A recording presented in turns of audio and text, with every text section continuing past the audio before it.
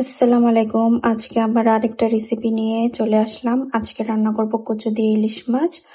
তো এখানে আমি কচু কেটে সিদ্ধ করে নিয়েছি, তারপরে হলুদ মরিচ লবণ দিয়ে মাখিয়ে নিয়েছি। এটা আমি তেলে ভেজে নেব। তো চলুন দেখা যাক কিভাবে তেলে ভাজি। আমি একে একে সবগুলো কচু দিয়ে দিব।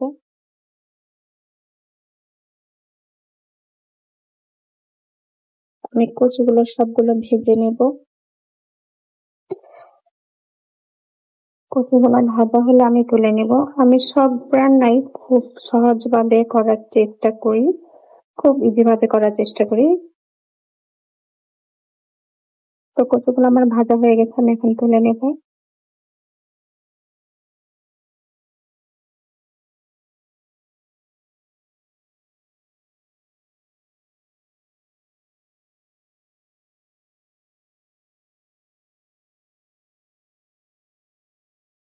এখন আমি ইলিশ মাছগুলো হালকা করে ভেজে নেব,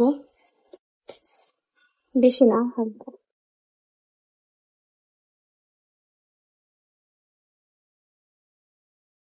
সবগুলো মাছ ভেজে তুলে নিয়েছি।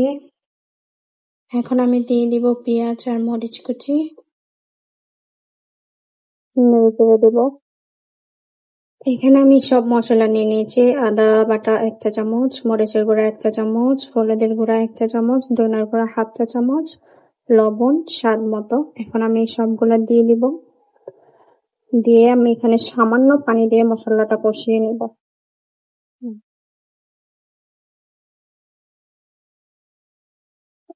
এখন দিয়ে দেবো সামান্য পানি।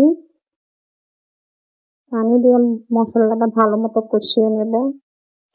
আমার মশলাটা কষানো হয়ে গেছে, উপরে তেল উঠে গেছে। তো আমি এখানে কচু আর আলুটা যে ভেজে রেখেছিলাম, এখন আমি এটা এখানে মশলার মধ্যে দিয়ে ভালো মতো একটু কষিয়ে নেব। এটাকে দিয়ে দিলাম। এখন একটু নেড়ে চেড়ে নেব,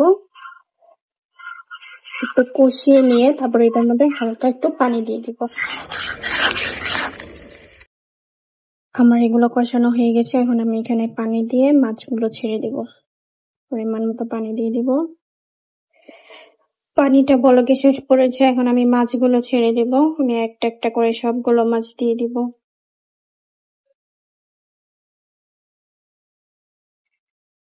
এই তো আমার সবগুলো মাছ দেওয়া হয়ে গেছে।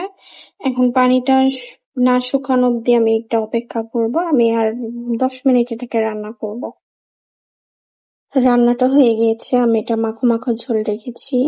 তো আমি এখন চুলাটা বন্ধ করে দিব। এখন চুলাটা বন্ধ করে আমি এখন এটা একটা সার্ভিং বলে ঢেলে নেব। এই তো আমি সার্ভিং ডিশে ঢেলে নিয়েছি। আমার রান্না হয়ে গেছে কচু দিয়ে ইলিশ মাছ। সবার কাছে একটা রিকোয়েস্ট থাকবে, এই রান্নাটা একবার হলেও বাসায় ট্রাই করে দেখবেন। খুবই মজার একটা রান্না। আর রান্না করে খেয়ে জানাবেন কেমন হয়েছে। খুবই সুস্বাদু একটা খাবার। Thank you.